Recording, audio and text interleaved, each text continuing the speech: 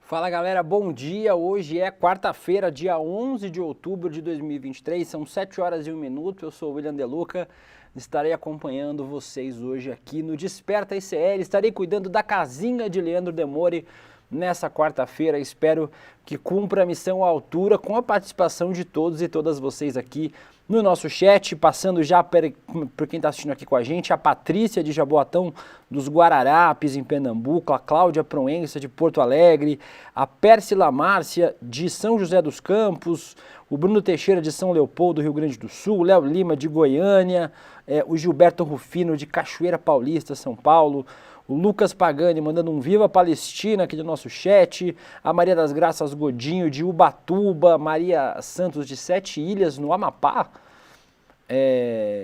a Edilma Lúcia de Caicó no Rio Grande do Norte, o Brasil inteiro assistindo, o Brasil e o mundo, né? A Rose Maria mandou um bom giorno aqui, então suponho que ela esteja da Itália.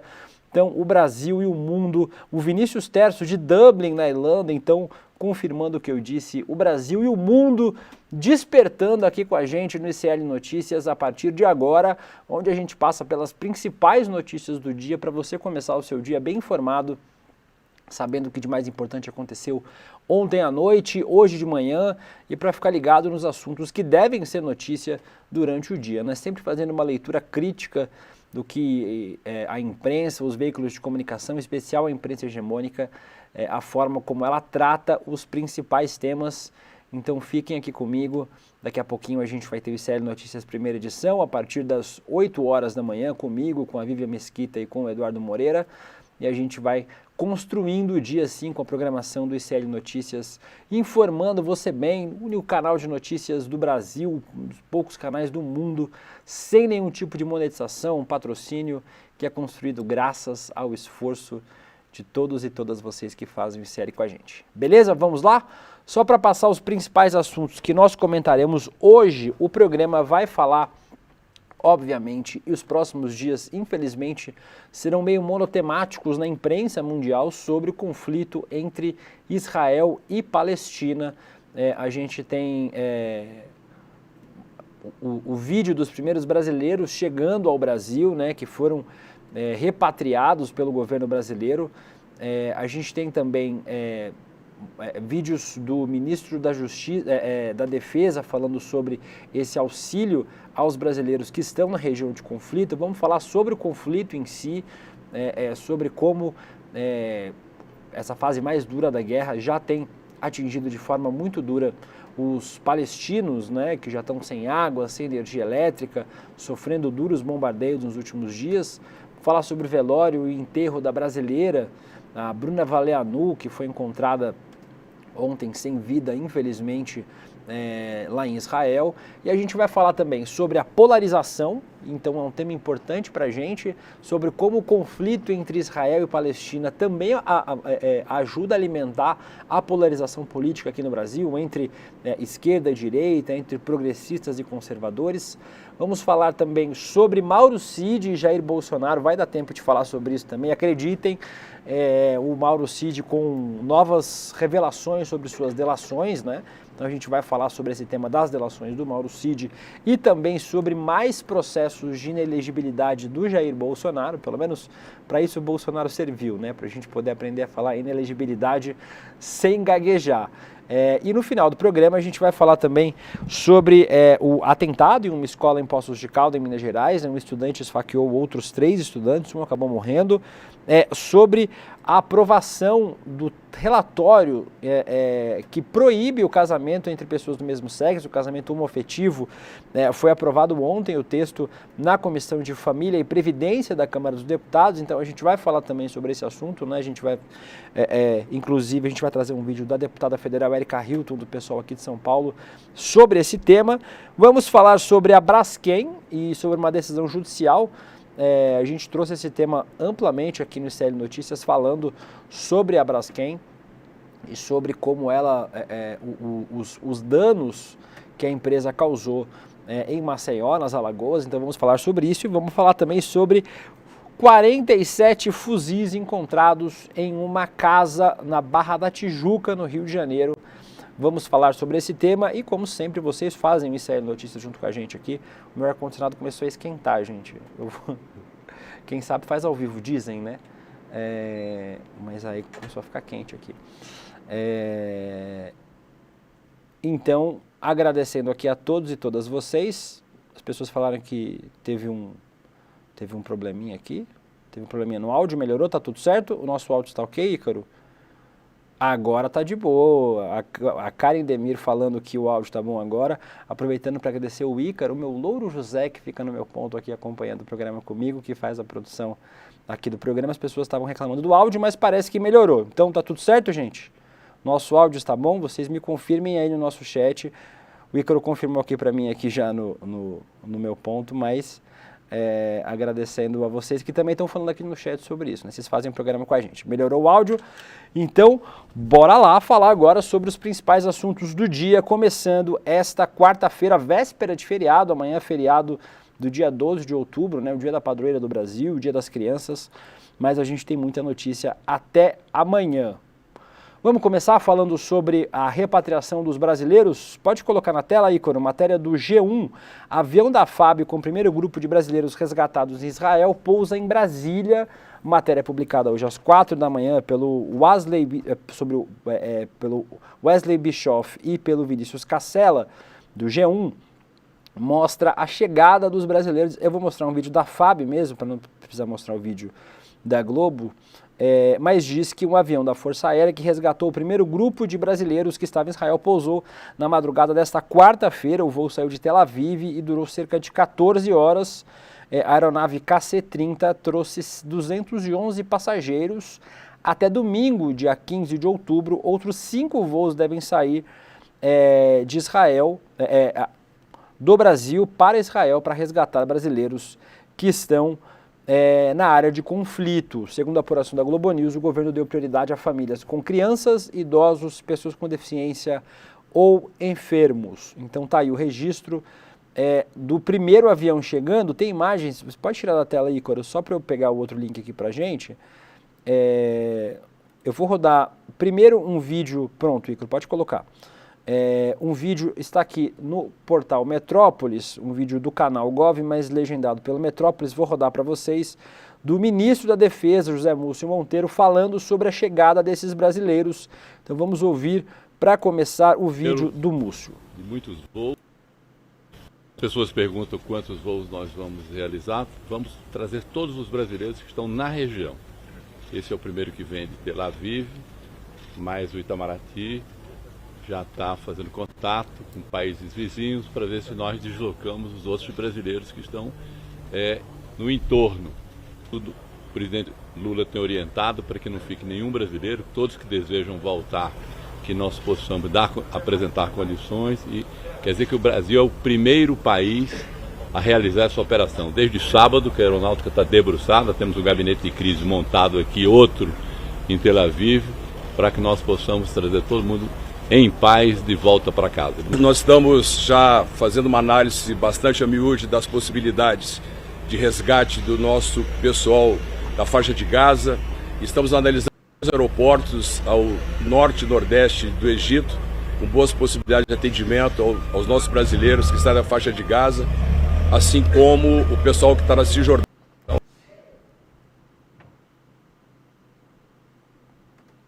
Nossos embaixadores lá, os seus adidos. Temos certeza que, apesar da sensibilidade desta missão, o pessoal da faixa de Gaza e Cisjordânia, temos certeza que traremos todos. Então tá aí o vídeo do portal Metrópolis, né, sobre uma entrevista publicada no gov.br, falando sobre esse esforço brasileiro. Inclusive, hoje de manhã eu estava lendo que outros 2 países aqui da América do Sul, pelo menos, o Paraguai e o Chile, pediram ajuda do Brasil para trazer os seus compatriotas de volta, para trazer os chilenos e os paraguaios que também estão na região, seja na faixa de Gaza, na Cisjordânia, na Palestina ou em Israel. Então, também os outros países da América do Sul também vão pedir o auxílio do Brasil. Vocês viram, o ministro José Múcio Monteiro disse que o Brasil foi o primeiro país a realizar essa manobra de socorro dos seus compatriotas no exterior. Fica o registro da importância desse ato, já que é isso que o governo pode fazer agora, né?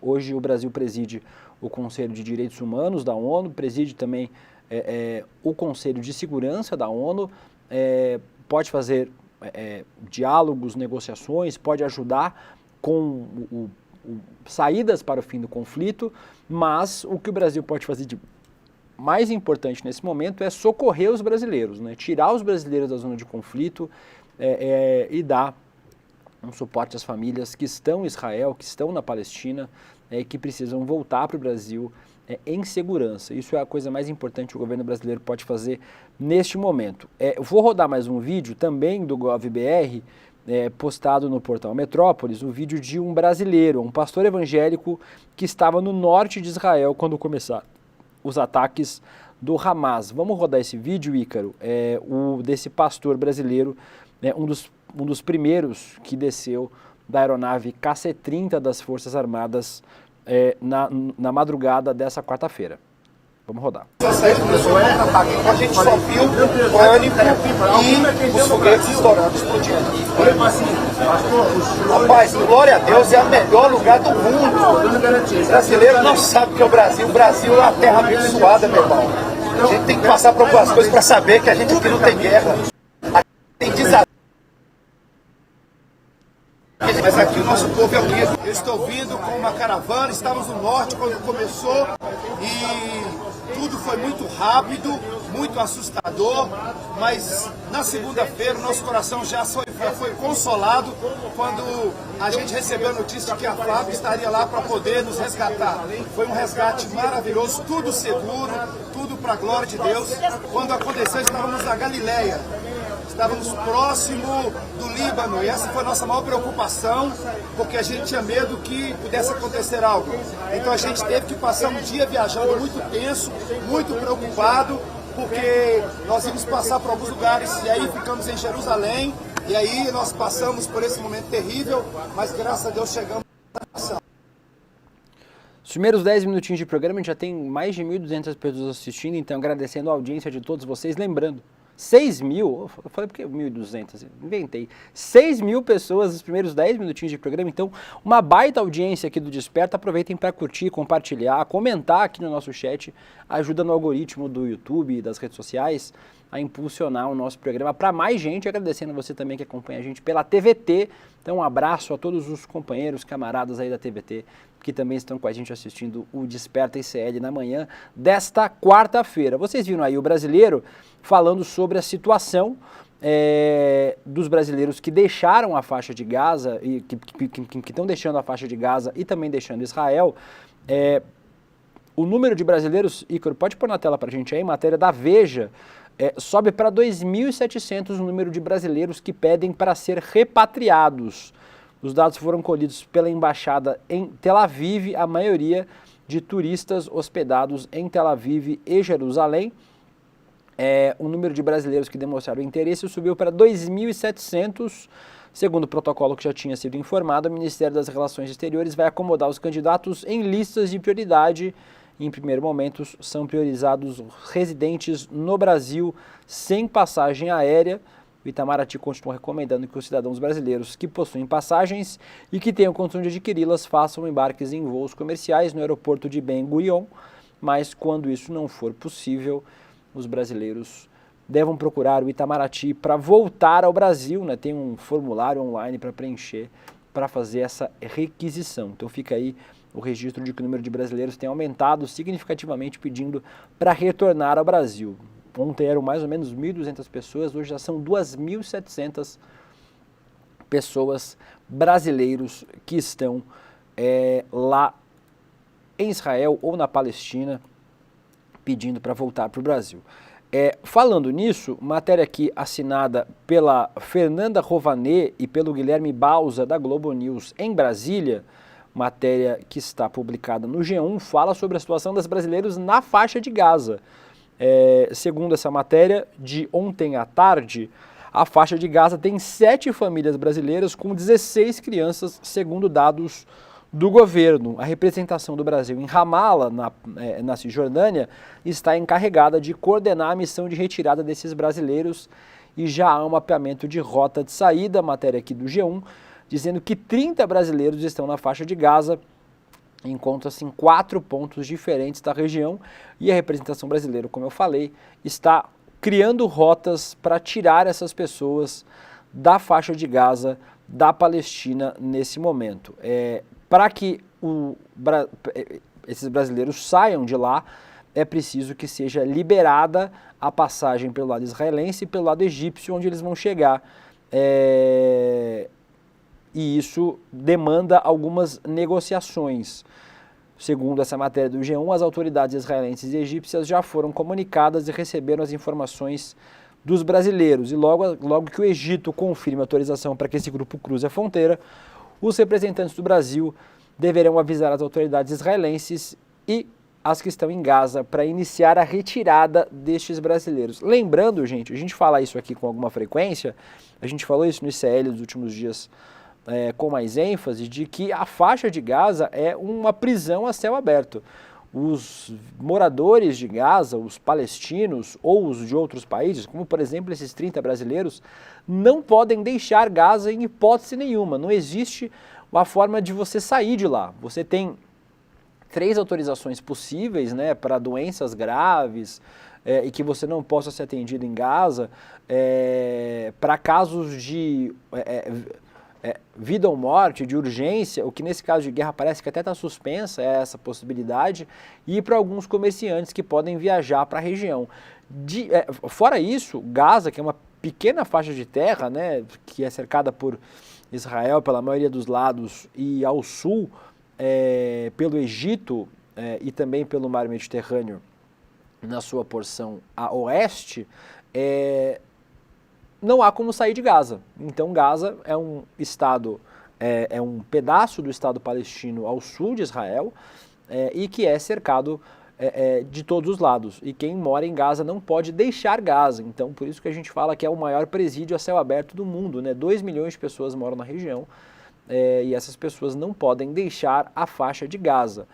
Por isso mesmo que a situação humanitária na região é muito drástica, já era antes do conflito, agora com a escalada do conflito deve se tornar ainda mais drástica, né? O fornecimento de água não atinge a maioria, toda a população, e quando atinge não é durante o dia inteiro, a energia elétrica é racionada e também ela não é fornecida durante todo o dia.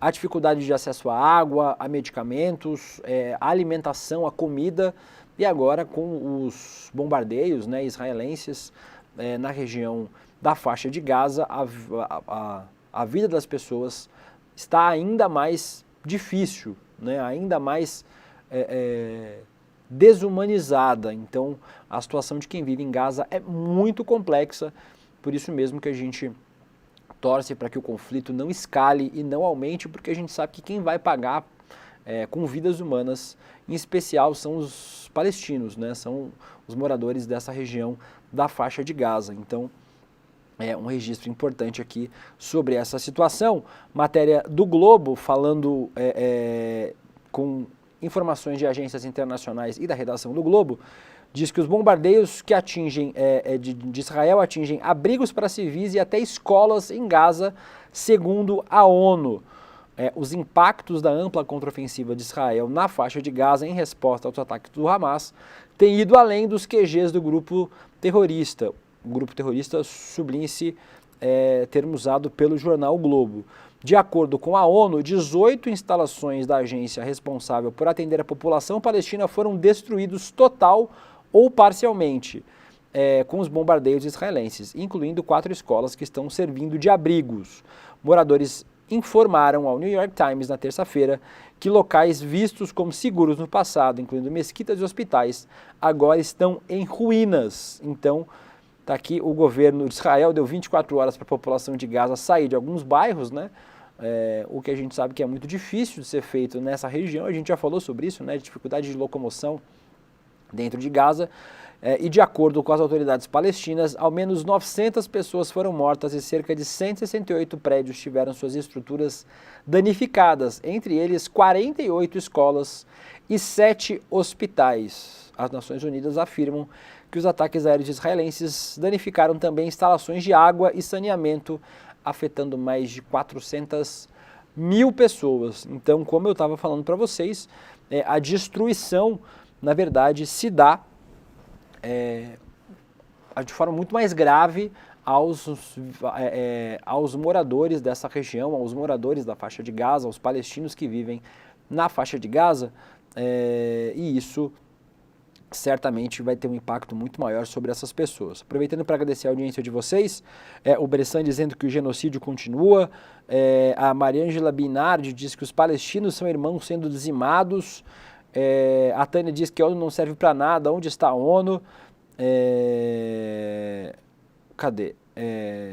A Rebeca Guimarães pergunta se está tudo bem com o Demore. Está tudo bem com o Demore, ele só não pôde fazer o programa hoje, porque vocês sabem, quando o Demore não pode, tem um compromisso, eu cubro essa participação aqui do Leandro Demore aqui no nosso Desperta ICL. Wesley comentando, a Roseli Dalvanzo da Irlanda, o João Lima dizendo só passando por essa situação que o brasileiro passa a dar valor ao Brasil. A gente tem muitos problemas, né, João, mas realmente esse especificamente a gente não tem. A gente tem nossos conflitos internos, nossas guerras civis, né, que afetam também drasticamente as populações pobres, pretas das periferias brasileiras, mas problemas de conflitos com outros países, né? Guerras, o Brasil não tem. O Nandes diz que é um campo de concentração a céu aberto. Então, a situação realmente muito grave dos palestinos, em especial, que estão na faixa de Gaza, sobre essa tragédia que se abate lá na região, né? A gente vai falar já sobre os aspectos políticos, inclusive aqui no Brasil, dessa escalada do conflito entre Israel e Palestina. A gente vai falar sobre as implicações aqui no Brasil, sobre como isso tem repercutido na Câmara dos Deputados, nas câmaras de vereadores pelo Brasil, de como essa polarização política também se alimenta no Brasil desse conflito entre Israel e Palestina. Mas para fechar o tema especificamente do conflito, eu vou trazer mais 3 matériazinhas para a gente poder conversar. O Correio Brasiliense traz aqui uma matéria sobre o funeral da brasileira morta no ataque terrorista do Hamas, que reuniu uma multidão em Israel. Bruna Valeanu, ela estava na festa próxima à faixa de Gaza, quando foi surpreendida pelo ataque do Hamas. Está aqui a foto da Bruna Valeanu, de 24 anos, que tinha dupla nacionalidade israelense e brasileira. Ela foi enterrada ontem em Israel. Então aqui a matéria fala, aqui está o vídeo o vídeo da embaixada brasileira em Israel. Então a gente tem aqui o vídeo sem áudio mesmo, de 10 mil pessoas se voluntariaram para comparecer no funeral da Bruna Valeanu. Então tá aí as imagens do funeral dela ontem em Israel, né? A Bruna, como a gente disse, tinha dupla nacionalidade brasileira e israelense, e a família preferiu enterrá-la lá em Israel. Então tá aqui o registro. A morte da Bruna foi confirmada ontem no final da manhã. Ontem de manhã a gente tinha trazido a informação da morte do Renani Glazer, né, que é outro brasileiro que morreu nesse conflito, e aí no final da manhã a gente teve a confirmação da morte da Bruna Valeanu. Tem uma foto aqui também, aqui essa foto aqui está no Twitter do Eilon Levi, de 10 mil pessoas comparecendo ao velório e ao funeral da Bruna Valeanu. Fica aqui o registro. Então a gente presta novamente solidariedade às vítimas, né, de todo mundo, obviamente, mas em especial dos brasileiros. Ainda há uma brasileira desaparecida em Israel. A gente tinha 3 brasileiros até agora estavam desaparecidos. Só para registrar aqui, Ícaro, a foto da brasileira Carla Seltzer, que continua desaparecida. Ela era mais uma pessoa que estava nessa festa, então não se sabe se ela morreu, se ela foi sequestrada pelo Hamas, ou se ela está desaparecida por algum outro motivo. Então está aqui a Carla Seltzer, que continua desaparecida, né? Como a gente falou, o Hanani Glazer e a Bruna Valeanu, os outros brasileiros que estavam na lista, tiveram a morte confirmada ontem, né? Na terça-feira. A gente torce para que a Carla seja encontrada bem, seja encontrada com saúde e possa ser reaproximada da sua família. Então a gente torce para que isso aconteça. A gente presta novamente solidariedade à família das vítimas do mundo todo, em especial das brasileiras. São 7 horas e 25 minutos, a gente está com quantas pessoas assistindo o programa agora? 9.300 pessoas. Continuem compartilhando, continuem fazendo com que o Desperta ICL chegue para mais gente. Daqui a pouquinho, às 8 horas, a gente tem o ICL Notícias primeira edição, comigo, com o Edu, com a Vivian Mesquita. Mas a gente vai... Ó, tem gente falando que meu som tá baixo, viu, Ícaro? Fica ligado aí que o meu som tá baixo. O Ícaro tá vendo lá para aumentar meu som para vocês. Vocês vão fazendo aqui a nossa correção de problemas aqui. Vocês vão avisando aqui e aí o nosso pessoal do chat vai vendo aqui para que a gente consiga normalizar os probleminhas técnicos que aconteçam. O Noel Soviet diz aqui, Bolsonaro e Netanyahu genocidas.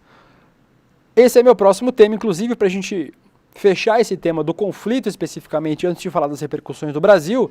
Matéria do Globo, assinado por Steven Erlanger, no New York Times, mas publicado no jornal o Globo, diz: conflito entre Israel e Hamas expõe dificuldade de Netanyahu em defender legado e popularidade. O Benjamin Netanyahu, né, o Bibi Netanyahu, está quase 16 anos à frente do poder em Israel e vê dificuldades em manter o seu legado por conta, em especial, desse ataque, né? Então aqui a matéria do New York Times traz essas informações. Eu vou passar... Eu trouxe esse tema só para a gente falar que a popularidade do Benjamin Netanyahu está muito comprometida. Tem aqui o colunista do Yediot Aronoth, eu espero que o meu hebraico esteja bom, Amit Segal, um dos jornalistas mais próximos do Bibi, como primeiro-ministro é conhecido, acredita que ele não escapará da culpa por falhar sistematicamente ao tolerar o Hamas e tentar estabilizar Gaza. Vai ser muito difícil ele sobreviver politicamente. E comparou as cenas dos próximos capítulos à queda dos caciques políticos do país após a invasão árabe na Guerra do Yom Kippur em 73. Dito isso, eu vou mudar de janela rapidinho aqui, para o João Miragaia, que é o escritor e editor do site Conexão Israel. O João esteve aqui com a gente no ICL Notícias primeira edição ontem, eu acho, anteontem. Minto. Foi no ICL Notícias segunda edição. O João Miragaia esteve aqui, falou com a gente sobre a situação lá em Israel nesse momento, e ele traz aqui uma pesquisa que foi feita em Israel, dizendo que 55% da população israelense acredita que o Benjamin Netanyahu deveria sair do cargo imediatamente. A pior rejeição, além da rejeição do Netanyahu, é do Ben Gvir, que é o ministro da Segurança Pública. Então aí o João continua no fio do Twitter aqui, diz que está longe de ser pouco. Ainda não houve a investigação sobre sua culpabilidade, o país está em guerra e a população tende a deixar a política de lado nessas horas. Mas mesmo assim, no meio da guerra, o cara que até agora recebia todas as informações secretas e que tem mais experiência em tomadas de decisão do que todos os outros políticos somados, o israelense acredita que ele deveria ser afastado imediatamente do cargo, o Benjamin Netanyahu. Então fica aqui o registro do fio postado pelo João Miragaia. Quem quiser seguir é @JoãoKM no Twitter para acompanhar os tweets do João Miragaia. 7 horas e 30 minutos.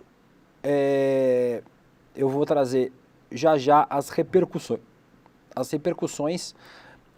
dessa polarização aqui no Brasil. Vou começar agora, vou ler para vocês aqui mais alguns comentários de vocês, aproveitando que vocês que a gente está com mais de 10 mil pessoas agora assistindo aqui o nosso Desperta ICL. Aproveitando, o Jorge Puga dá bom dia para mim, para toda a equipe do ICL. Bom dia para você, Jorge. João Honorato, Joelma Rosado, quem mais que está aqui? A Cristiane Leal diz que como foi o comportamento do governo anterior na busca de brasileiros e no exterior devido à Covid. Houve toda essa agilidade e interesse? Não houve não, viu, Cristiane? A gente teve, graças a Deus, a gente não tem mais o governo anterior, a gestão anterior comandando o Brasil, senão era capaz da gente estar entrando na guerra agora, mandando tropa para Israel. Então, por sorte, isso não vai acontecer. A Maria Souza disse que eu sou uma gracinha, você também, Maria, um beijo para você. A Carmen Teles dando bom dia pra gente aqui. O Silvio Neto diz, Netanyahu contradiz a lenda de quem tem orelhas grandes ouve aos outros. Silvio, realmente não parece eu não sou um especialista em Israel, mas não parece ser uma característica do Benjamin Netanyahu ou de outros sujeitos do tipo. As pessoas estão falando ainda que o áudio está baixo. Será que está baixo? Está melhor o áudio? Vocês me confirmem aí se o áudio melhorou. O Ícaro falou que o áudio está bom. Então, se vocês me disserem aí que não está, eu vou descer lá e ter que brigar com o Ícaro. Mas, aparentemente, parece que o áudio está normalizado. Então, vamos ver se o nosso áudio está normalizado ou não. Aparentemente, está.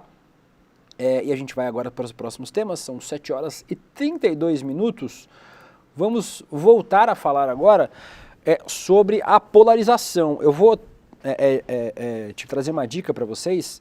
Aqui tem a matéria da Folha de São Paulo falando sobre o podcast Café da Manhã, um dos melhores podcasts para começar o dia. Você pode fazer isso antes do Desperta, né, que ele sai 5 da manhã, eu acho.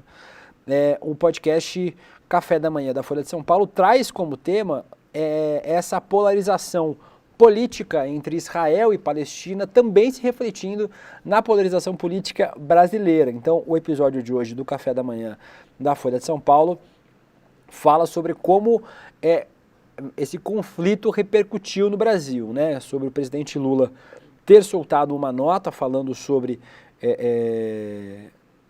os ataques terroristas do sábado, dia 7, mas também houve repercussões, por exemplo, do Sérgio Moro, do Jair Bolsonaro. A Carla Zambelli e o Lindbergh Farias trocaram insultos na Câmara dos Deputados. O Guilherme Boulos fez um discurso,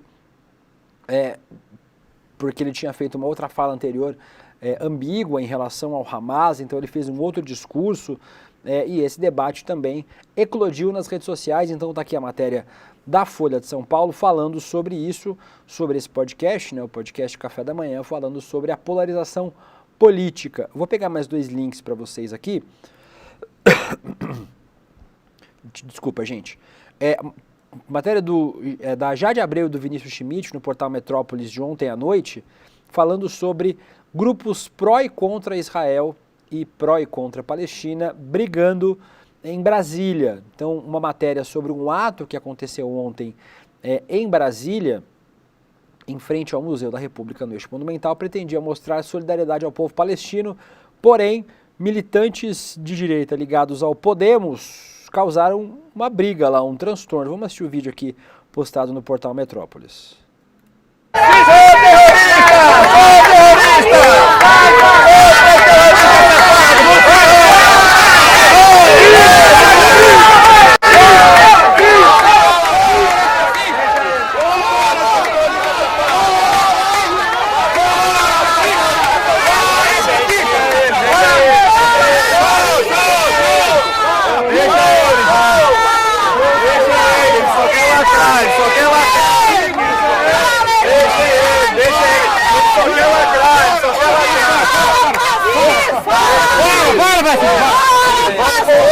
O vídeo diz aí, deixa ele só quer lacrar. O Thiago de Ávila, filiado ao PSOL, uma das pessoas que estava no protesto, dizendo para deixarem o cara ir embora, porque ele só queria lá lacrar mesmo, e causar briga e causar transtorno.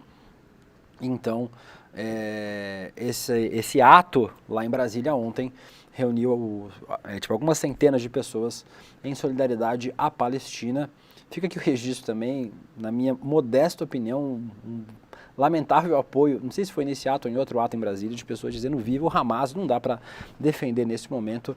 É o ato terrorista que o Hamas promoveu no último sábado, não há defesa possível para isso, mas sim a gente precisa prestar toda a solidariedade e apoio ao povo palestino, que tem sido massacrado sistematicamente nos últimos 70 anos pelo governo de Israel, com o apoio da comunidade internacional quase toda, né? O povo palestino nos últimos 70 anos não tem direito à autonomia, não tem direito ao seu Estado, à sua independência, como havia sido proclamada depois da criação do Estado de Israel. Então fica aqui também o nosso registro de como isso é importante. Eu vou trazer mais 2 vídeos de atos aqui, sem a treta. Ícaro, pode colocar na tela também aí o vídeo do portal Metrópolis, vou rodar aqui para vocês. Pronto, a gente pode... Viva a luta do povo palestino! Estado de Israel! Estado assassino!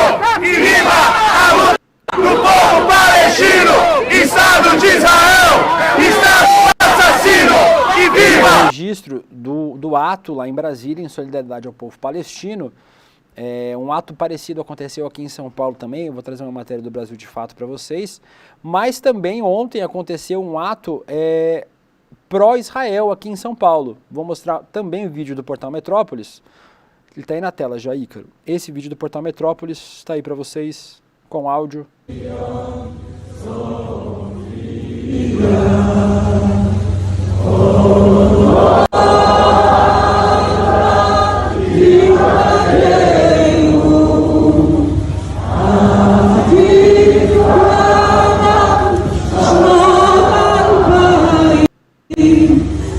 O ato foi no bairro de Higienópolis, aqui em São Paulo, e reuniu também centenas de pessoas aqui em São Paulo. O outro ato foi em Israel, mas ontem aqui em São Paulo também.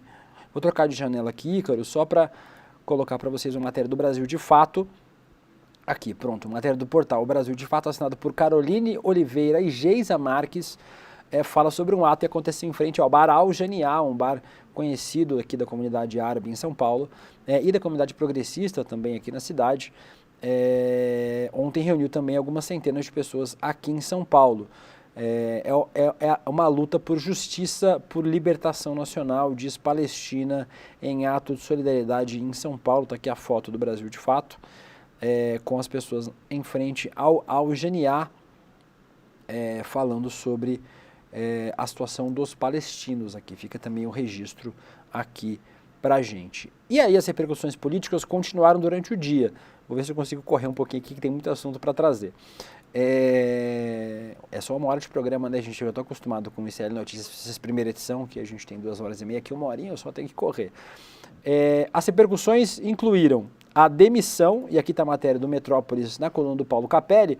Servidor que atacou Israel na web é exonerado na Câmara dos Deputados. Esse é o assessor, o Said Marcos Tenório, vice-presidente da Federação Brasil-Palestina.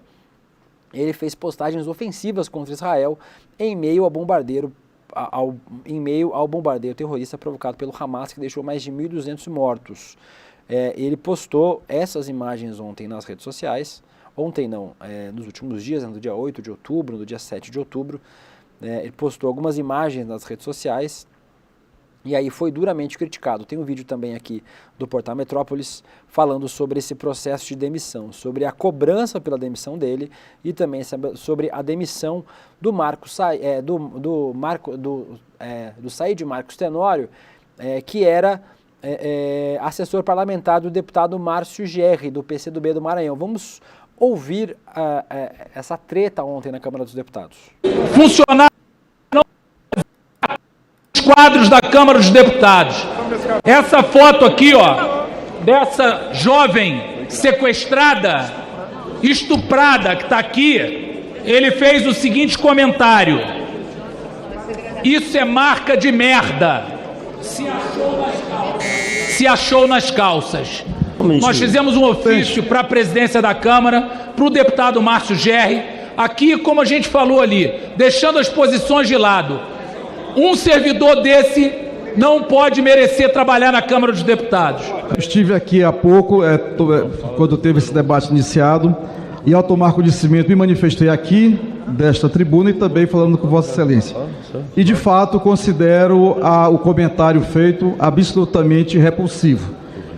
E não só providenciei a demissão, né, antes mesmo, deputado Altineu, da sua manifestação, como me manifestei nas minhas redes sociais, repudiando o comentário feito numa postagem, reafirmando a nossa posição clara e inequívoca de defesa da paz, de respeito ao povo, de respeito também ao povo da Palestina.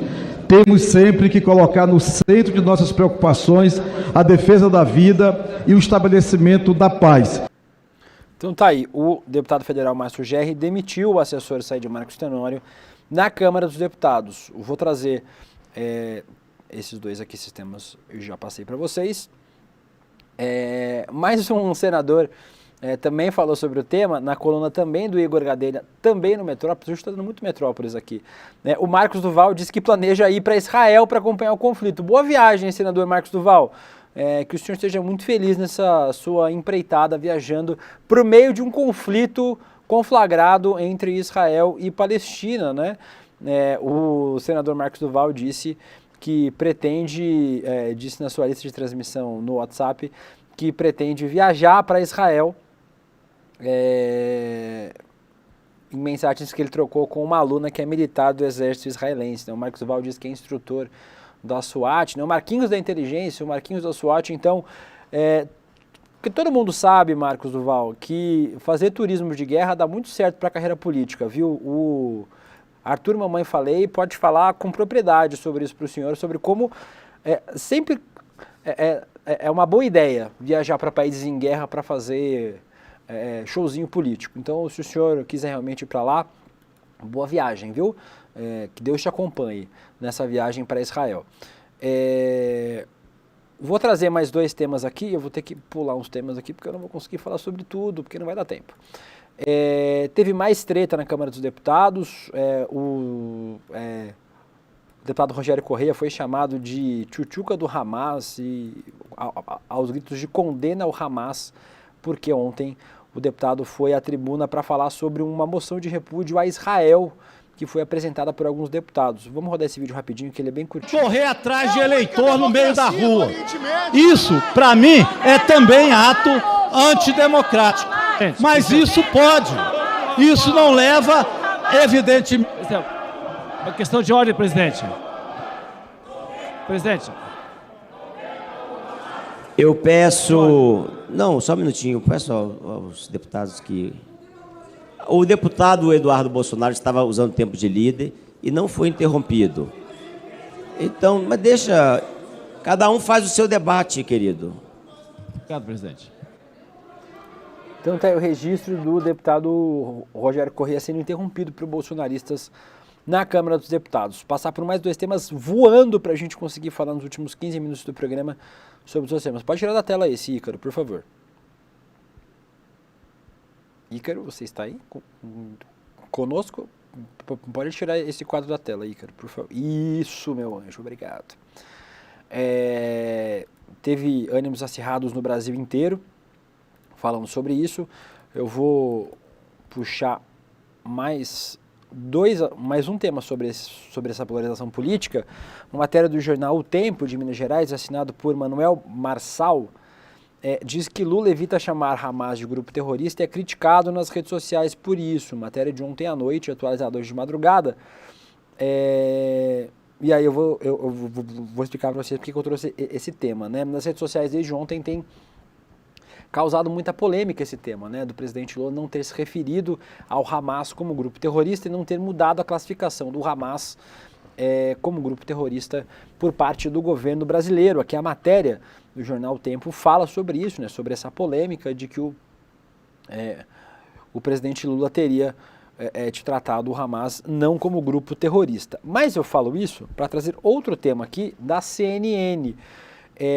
O Aloysio Nunes, que não é petista, né, não é de esquerda, não é progressista, né, do PSDB, diz que o Brasil segue a ONU sobre o Hamas, não tem por que alterar a posição, diz o chanceler Aloysio Nunes. Então, só reafirmando o motivo pelo qual ele deu entrevista à CNN ontem, o Aloysio Nunes, ex-ministro das Relações Exteriores, disse que essa decisão do presidente Lula está acertada em seguir a posição da ONU, que não classifica o Hamas como um grupo terrorista, por isso não há motivo para mudar essa classificação nesse momento. Lembrando que nos 4 anos do governo de Jair Bolsonaro não houve mudança nesse status. O Jair Bolsonaro não mudou nem o Hamas e nem o Hezbollah para grupos terroristas aqui no Brasil. Então fica o registro de que isso também não foi alterado no governo do ex-presidente Jair Bolsonaro, né? O presidente Lula não fez essa alteração e o argumento, segundo o Aloysio Nunes, desculpa, gente, segundo o Aloysio Nunes, esse argumento é correto, porque ele segue as orientações da ONU em relação a isso. Faltando 15 minutinhos para terminar o programa, vamos mudar de pauta para falar sobre outros temas importantes. Agora falar sobre Jair Bolsonaro. Aproveitem, deixem um like de vocês, compartilhem, façam um programa junto com a gente, porque esse programa só existe graças a todos e todas vocês. Então, fica aqui o registro da participação de vocês aqui com a gente. Quase 12 mil pessoas assistindo o Desperta na manhã dessa quarta-feira. João Silva, Ale Barros, a Márcia Pereira diz que é preciso ter coragem para ir contra a corrente, agir como gado é mais fácil.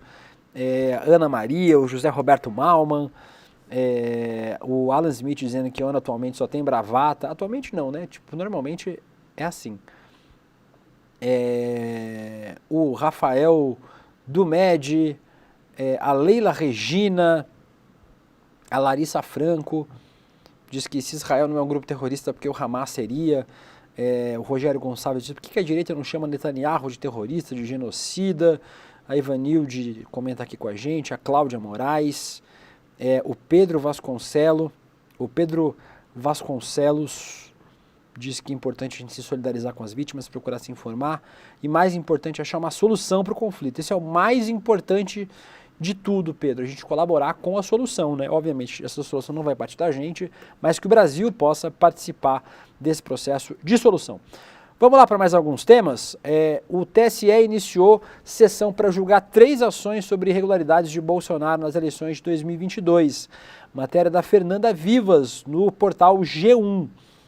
Na terça-feira, o TSE começou a julgar as ações contra o Jair Bolsonaro e o Braga Neto. A sessão vai ser retomada no dia 17, na próxima terça-feira, por conta do feriado.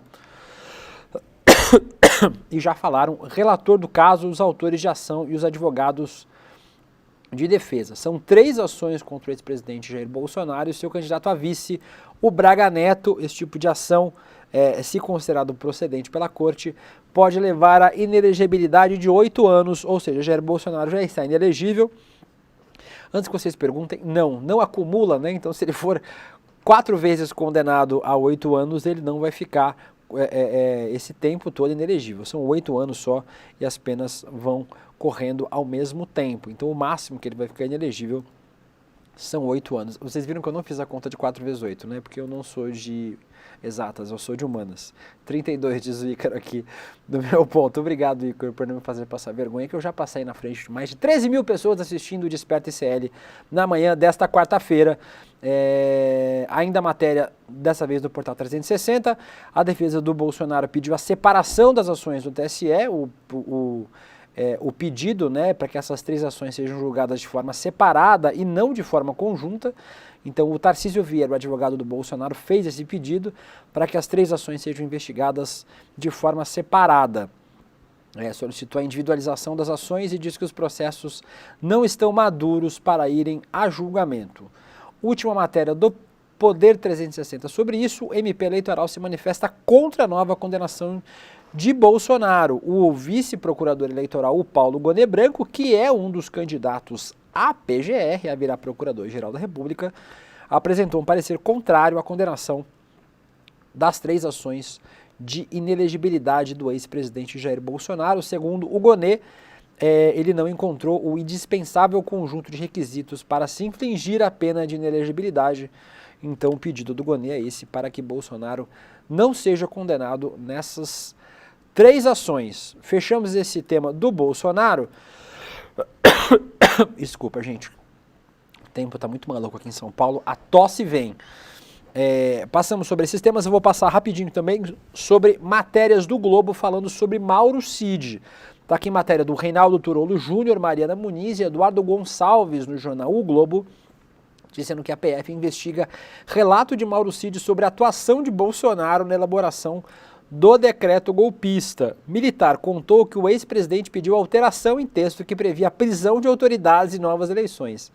A defesa do Bolsonaro diz que não teve acesso ao material. A gente certamente vai falar sobre esse tema agora no ICL Notícias, primeira edição, que começa às 8 horas com a Vivian Mesquita, com o Eduardo Moreira e comigo, e com o Rodrigo Viana também. E aí, essa matéria do jornal o Globo fala que a polícia investiga o relato do Mauro Cid de que o Bolsonaro atuou diretamente na discussão do documento. Ou seja, o documento era apócrifo, ninguém sabia onde veio em Brasília, ele apareceu em Brasília e aí, segundo os bolsonaristas, ninguém sabia de nada, mas o Mauro Cid, e isso é o que a PF está investigando agora, diz que o Bolsonaro teria agido na alteração dessa minuta golpista, o que coloca mais uma digital do Bolsonaro, como se não tivessem digitais o suficiente, nessa tentativa de golpe de Estado de 8 de janeiro e todo esse processo golpista que antecedeu desde o final das eleições do ano passado, que culminou no dia 8 de janeiro. Registro aqui da matéria do G1 sobre este tema. Temos 8 minutinhos, vou passar por mais 3 temas. Primeiro deles, rapidamente, falando sobre um adolescente que morreu esfaqueado num ataque numa escola particular em Poços de Caldas, Minas Gerais. Não vou rodar o vídeo para vocês, o vídeo é muito chocante, mas a escola Dom Bosco registrou um ataque de um adolescente contra outros adolescentes ontem à tarde. 4 adolescentes foram esfaqueados e um deles, de 14 anos, morreu após esse ataque. Outros 3 alunos ficaram feridos, 2 deles continuam em estado grave. A PM afirma que o autor do ataque esfaqueou os 4 jovens próximo ao portão do colégio. As vítimas têm, né, já que só um deles morreu, entre 13 e 15 anos, então está aqui o registro. Esse adolescente seria ex-aluno dessa escola onde esse ataque aconteceu. Então fica aqui o registro desse ato gravíssimo de um ataque em uma escola em Poços de Caldas, Minas Gerais, dessa vez um ataque à faca, né, um esfaqueamento. A gente vai passar sobre esse tema também no ICL Notícias, primeira edição. Braskem é condenada pela Justiça a indenizar Alagoas por afundamento de solo. O juiz derrubou o bloqueio de 1,1 bilhão de reais em contas da petroquímica. O valor da indenização ainda vai ser calculado. Vitória do povo de Alagoas contra a Braskem. A gente tem uma série sobre isso, feita brilhantemente pela Heloísa Vilela, aqui no ICL Notícias. Vocês podem acompanhar a nossa plataforma de cursos lá, que a série está disponível para vocês, falando sobre esse caso, mas a Justiça derrubou um bloqueio nos bens da Braskem. A decisão foi proferida ontem, na terça-feira, pelo juiz José Carlos Manso, da 16ª Vara Civil de Maceió. Então, derrubou esse bloqueio dos recursos da Braskem, e aí eles terão que pagar uma indenização cujo valor ainda não foi calculado, mas vai ter que pagar pelas obras de infraestrutura, evacuação forçada da população, equipamentos públicos na área e perda de arrecadação tributária. Então, registro feito, faltando 6 minutinhos para terminar o programa. Eu vou passar por um tema que eu ia mostrar um vídeo, mas não mostrarei. Eu mostrarei um vídeo só do Luan Borges. Ontem, 3 homens foram presos com 47 fuzis na Barra da Tijuca, condomínio de luxo, lá na Barra da Tijuca, no Rio de Janeiro. Normalmente seria enviado para traficantes e milicianos que controlam as comunidades do estado. Seria uma casa alugada. Tem um vídeo do Luan Borges, está aqui a matéria do jornal O Dia do Rio de Janeiro, que esses homens foram presos na Zona Oeste do Rio de Janeiro, na Zona Oeste onde vocês sabem, a Barra da Tijuca, onde os 4 médicos sofreram um atentado, né, um ataque na última semana. Falamos longamente sobre isso aqui no ICL. E esses homens ontem foram presos pela polícia lá no Rio de Janeiro. Tem um tweet do Luan Borges aqui que mostra as imagens são da Polícia Federal aqui no Twitter desses fuzis, a maioria deles desmontados, mas alguns montados, e os equipamentos para montar esses fuzis lá nesse condomínio de luxo na Barra da Tijuca, no Rio de Janeiro. Eu ia passar esse vídeo, não vou passar, mas vai ficar a dica para vocês aqui do J. Marques no Twitter, @JMarquesRJ, falando sobre isso, né, que nenhum tiro foi disparado nessa ação. Não vou conseguir mostrar o vídeo porque não vai dar tempo, mas é importante a gente lembrar, né, nas comunidades, nas periferias, nas favelas do Rio de Janeiro e de todo o Brasil, a abordagem não é exatamente essa, né, a abordagem é bem diferente do que acontece nesses condomínios de luxo. Vamos para o último tema do programa. Antes de começar o nosso ICL Notícias primeira edição, vou aproveitar para agradecer as mais de 13 mil pessoas que estão vendo o programa agora, para vocês compartilharem e comentarem para que a gente chegue a mais gente e que a gente possa fazer juntos o ICL Notícias com mais gente. Ontem a Comissão de Família e Previdência na Câmara dos Deputados aprovou um PL que proíbe o casamento entre pessoas do mesmo sexo. É isso, você não está em 1917, você não está em 1930, você está em 2023 e a Câmara dos Deputados, essa comissão, aprovou o projeto que proíbe o casamento entre pessoas do mesmo sexo. A matéria está aqui do Estadão, assinada pela Isabela Alonso, e ela faz um apanhado de especialistas sobre esse projeto. Um projeto que apensou, juntou vários projetos diferentes e que foi aprovada nessa comissão da Câmara dos Deputados. Vai passar pela CCJ ainda, pode ser que caia, e vai passar pelo plenário, mas especialistas dizem que esse projeto é inconstitucional, ou seja, mesmo que ele seja aprovado na Câmara dos Deputados, ele vai ser derrubado no Supremo Tribunal Federal, porque o projeto não é constitucional. E para fechar o programa, eu vou deixar vocês agora, nesses 3 minutinhos finais, com um vídeo da deputada Érica Hilton, do PSOL, aqui de São Paulo. O vídeo tem 3 minutos exatamente, onde a deputada fala sobre esse projeto inconstitucional que foi aprovado na comissão. Com isso, eu me despeço de vocês aqui do Desperta ICL. Eu vou correr aqui para baixo para o nosso estúdio para fazer o ICL Notícias primeira edição junto com a Vivian e com o Eduardo Moreira e com o Rodrigo Viana a partir das 8 horas. Fiquem aqui, assistam um vídeo importante com a Érica Hilton e na sequência começa o ICL Notícias primeira edição. A gente se vê daqui a pouquinho.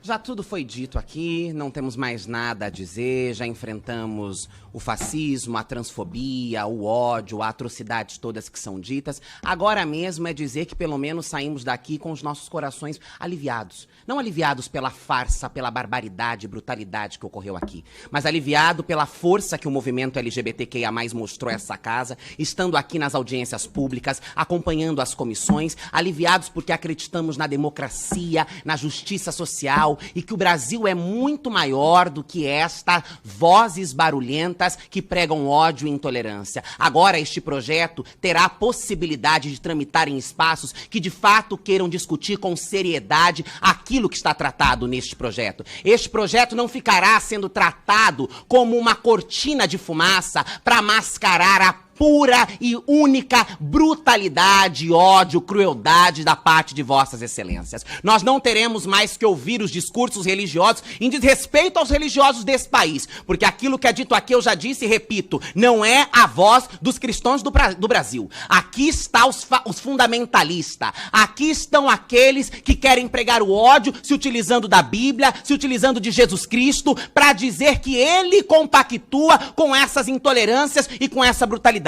Quando, na verdade, o pastor Henrique Vieira, em suas falas brilhantes, já não demonstra a fraternidade, a solidariedade, o amor que Cristo nos ensinou e não o ódio que é pregado aqui. Me assusta que parlamentares estejam mais preocupados com o casamento LGBT homoafetivo do que com as notícias graves que saem semanas após semanas de líderes religiosos que estupram os seus fiéis, que mexem com meninas das suas igrejas. Aí isso a gente joga pra debaixo do tapete. Isso não é antinatural. Isso é normal. Isso a gente não fala, porque afinal são nossas igrejas, é o nosso patrimônio, porque é isso que os fundamentalistas fizeram nesse país, transformaram a fé em patrimônio. Aí nós não temos que combater. Nós temos que destruir família. Nós temos que perseguir amores. Nós temos que revogar direito. Isto é uma farsa. Isto é uma palhaçada. Isto é ridículo. Mas vossas excelências ficarão com cara de tacho, que é a cara que vossas excelências merecem no final de toda essa história. Porque a democracia haverá haverá de vencer. A Constituição haverá de vencer.